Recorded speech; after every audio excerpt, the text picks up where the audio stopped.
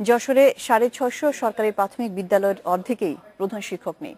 লক্ষ্মীপুরে 130টিতে প্রধান শিক্ষকের পদ 4 বছর ধরে শূন্য রয়েছে। এতে ব্যাহত হচ্ছে বিদ্যালয়ের শিক্ষা কার্যক্রম। জেলা প্রাথমিক শিক্ষা কর্মকর্তার দাবি, নিয়োগ প্রক্রিয়ায় জটিলতা থাকায় প্রধান শিক্ষক পদে নিয়োগ দেওয়া যাচ্ছে না। যশোরে বর্তমানে সরকারি প্রাথমিক বিদ্যালয় রয়েছে 666টি। এর মধ্যে 316টিতে নেই প্রধান শিক্ষক। শূন্য আছে 236টি সহকারী শিক্ষকের পদ। প্রধান শিক্ষকের পদ শূন্য থাকায় দায়িত্ব পালন করছেন সহকারী শিক্ষকরা। ফলে বিদ্যালয়ের প্রাতিষ্ঠানিক ও শিক্ষা কার্যক্রম ব্যাহত হচ্ছে। সহকারীর দায়িত্ব আর প্রধান শিক্ষকের দায়িত্ব ফার ডিফারেন্স। এখন যদি সহকারী শিক্ষক সেই দায়িত্ব নেয়, সুচারুরূপে কোনো রকমে তা সম্ভব না।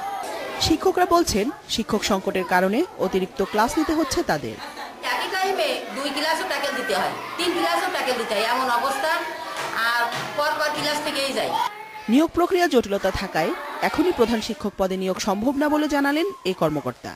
আমাদের দরখাস্ত আহ্বান করা আছে, আমরা শীঘ্রই সেটার পরীক্ষা নিতে পারবো।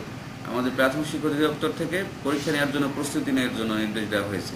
আমরা আশা করতেছি 2-1 মাসের মধ্যেই আমরা পরীক্ষা নিয়ে আমরা নিয়োগ কার্যক্রম সম্পন্ন করতে পারব। এদিকে লক্ষ্মীপুরে 130টি সরকারি প্রাথমিক বিদ্যালয়ে 4 বছর ধরে নেই প্রধান শিক্ষক। এছাড়া বেশিরভাগ বিদ্যালয়ে সহকারী শিক্ষকের পদও রয়েছে শূন্য। এক বিষয়ের শিক্ষক নিচ্ছেন অন্য বিষয়ের ক্লাস।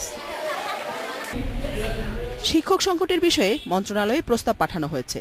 অনুমোদন পেলেই নিয়োগ কার্যক্রম শুরু হবে বলে জানান এই কর্মকর্তা। খুব শীঘ্রই পদোন্নতির মাধ্যমে এই শূন্য পদগুলো পূরণ করা হবে। নিয়োগ কার্যক্রম প্রক্রিয়াধীন আছে।